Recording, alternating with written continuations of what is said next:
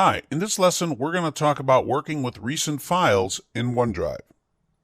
If you're like me, you've gotten used to working with OneDrive every day.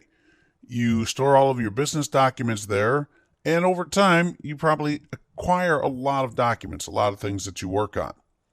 But don't forget, OneDrive is not simply about your own files. OneDrive is also connected to SharePoint. In every SharePoint site that you are a member of, you're going to have access to those document libraries. If we come over here on our navigation pane, we see it says Shared Libraries. And down below, every single one of these links represents a SharePoint site. Let's go ahead and let's take a look at the HR team site. We click there, and it takes us to the document libraries on that site. We can see all 4 document libraries, and we can look at any one of them. If we open up the Documents folder, we see all the documents here in the Documents library on the HR team site.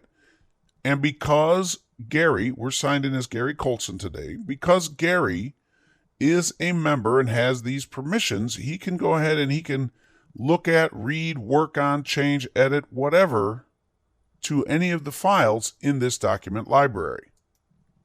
Now, that being the case, imagine that you are working in this environment and you're working with documents in 3, 4, 5, 6, maybe more different SharePoint sites. You have your own documents here in your OneDrive, and over time, if you don't get back to a document right away, you may start to forget where that document lives, exactly what document was it I was working on, what was it called.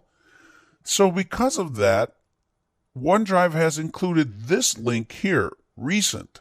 And once I click on that, it takes me to this view of my recent files, the files that I have worked on most recently. And we see right at the top of the list is the catering agreement we just opened up. But look below that. It says here, SharePoint Elevator Skills. So it's letting me know where that file is located.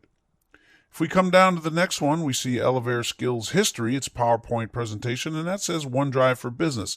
So I know that that is in my personal OneDrive, or I should say Gary's OneDrive. And if we click on the catering agreement, even though it's in SharePoint, it still opens up and I can go ahead and work on it. So you can see this is probably a really good place to go and find documents that you've been working on, because it's going to show me all the documents I worked on today, documents that I worked on last week.